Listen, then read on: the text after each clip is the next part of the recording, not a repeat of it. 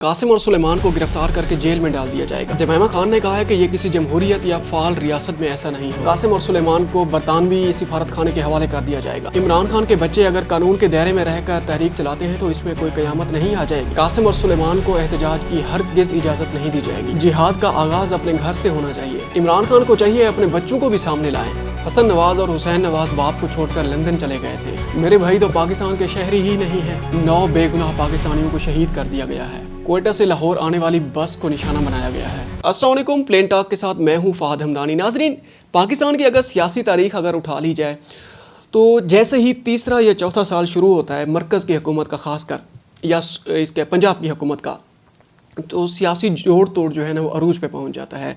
ऐसा ही हाल आजकल चल रहा है और जो सियासी जोड़ तोड़ किस तरह के चल रहे हैं आपके साथ एक एक करके आपके सामने रखते हैं। आजकल कासिम और सुलेमान के चर्चे हैं। आजकल इमरान खान के जो बेटे हैं यूके में जो रहते हैं वो उनको अपने बाप से मिलने की भी इजाज़त नहीं मिल रही थी और फ़ोन पे भी बात करने की इजाज़त नहीं मिल रही थी इनफैक्ट। तो आजकल वो पाकिस्तान में आने का प्लान कर रहे हैं। पाकिस्तान में आजकल इमरान खान ने जेल से भी एक तहरीक शुरू करने का वो किया था, ऐलान किया था मुहर्रम के बाद जो कि शुरू होने जा रही है।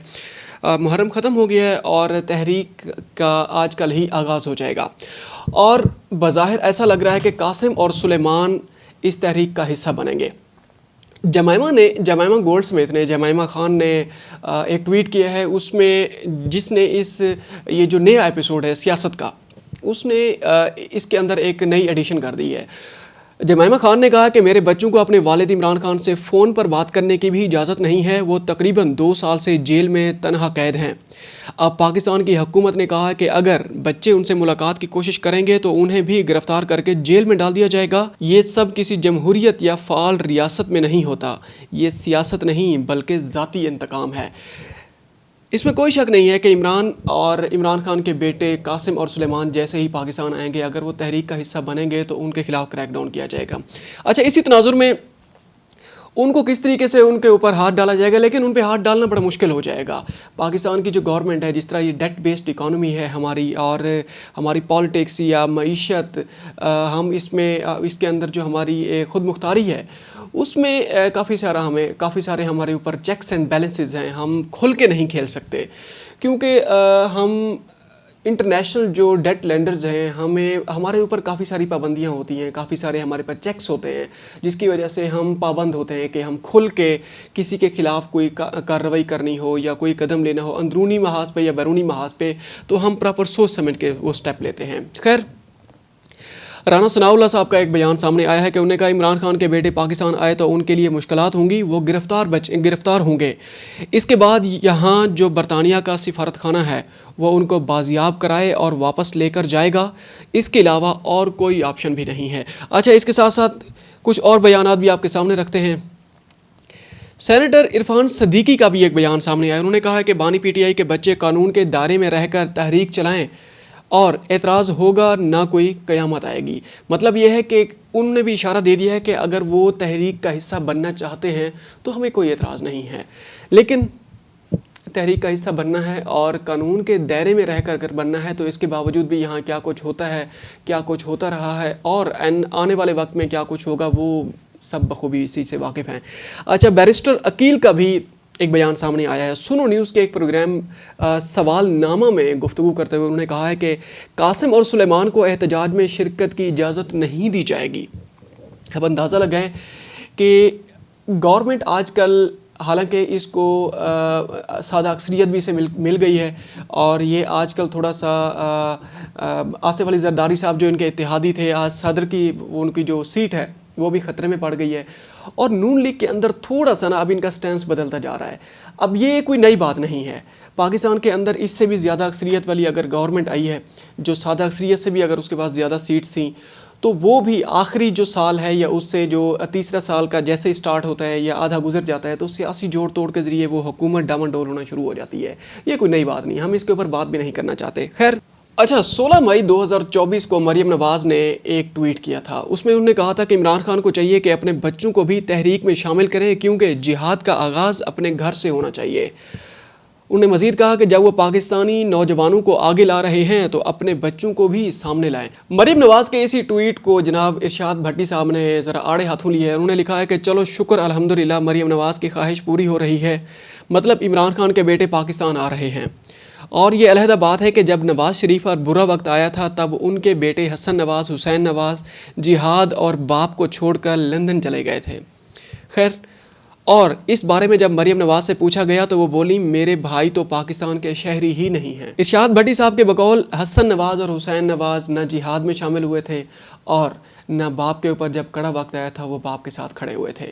وہ دونوں جہاد اور باپ دونوں کو چھوڑ کے چلے گئے تھے۔ اب ہوگا کیا؟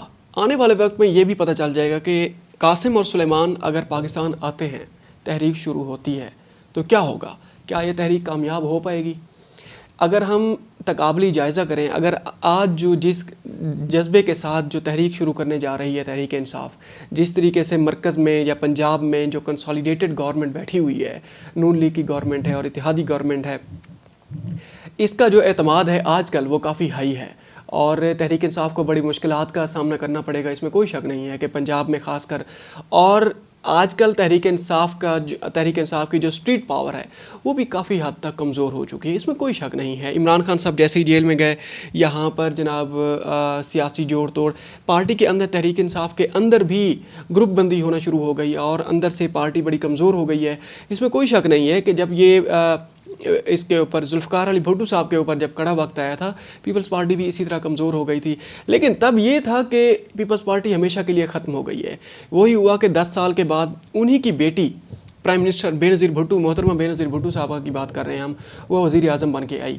اسی طرح ہم پچھلے جنرل الیکشن کی اگر بات کر لیں، اس میں یہ ہوا تھا کہ اس سے کچھ عرصہ پہلے جو نگران سیٹ اپ یہاں آیا تھا، انہوں نے جس طریقے کا کریک ڈاؤن کیا تھا پی ٹی آئی کے خلاف، تحریک انصاف کے خلاف، انہوں نے جس طریقے کا تحریک انصاف کے خلاف کریک ڈاؤن کیا تھا، سب نے یہی کہا تھا کہ تحریک انصاف ختم ہو گئی ہے۔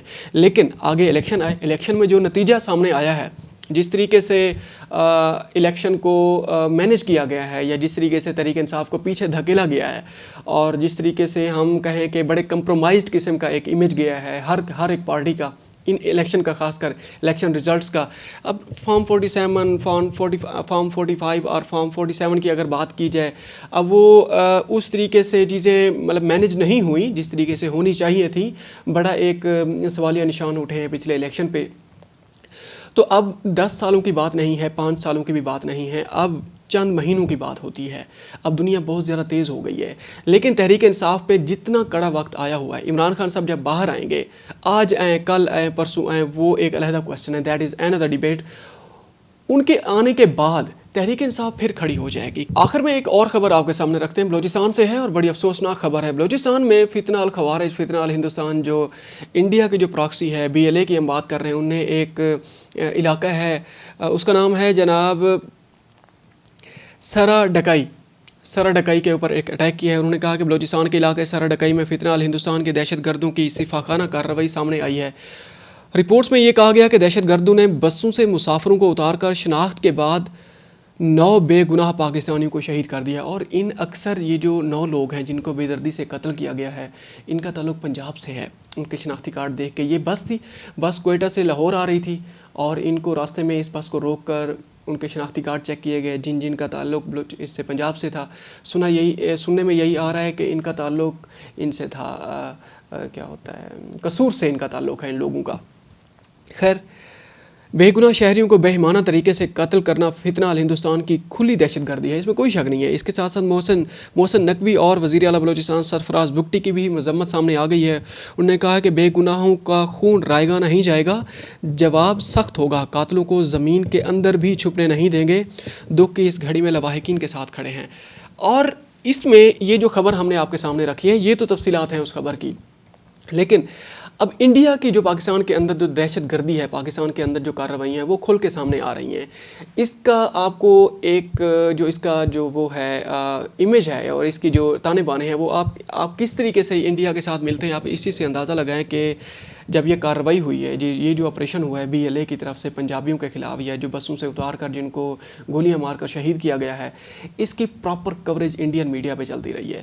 انڈین میڈیا اس کو بڑا اچھال کے جناب وہ اس کو پیش کرتا رہا اور خوشی کے شادیانے بجاتا رہا کہ کس طریقے سے ہم ڈائریکٹ کارروائی کر رہے ہیں، کیونکہ آپریشن جو اس کا بنیان و مرصوص کے ذریعے جو ان کو ہزیمت کا سامنا اٹھانا پڑ رہا ہے، جو ان کا آپریشن سندور ہے، اس میں تو انہیں کامیابی نہیں ملی، ساری دنیا کے سامنے ان کی جگ ہنسی ہوئی ہے، اور پھر وہ اس طریقے سے معصوم لوگوں کو نشانہ بنا رہے ہیں اس کا اپنی پراکسی کا استعمال کر کے۔ خیر، اسی ٹاپک پہ ہم مزید بات کریں گے، اب تک کے لیے اتنا ہی، اپنا خیال رکھیے گا اور ہمارے چینل کا بھی خیال رکھیے گا۔ ملتے ہیں ایک اور ولاگ میں، تھینک یو ویری مچ، السلام علیکم۔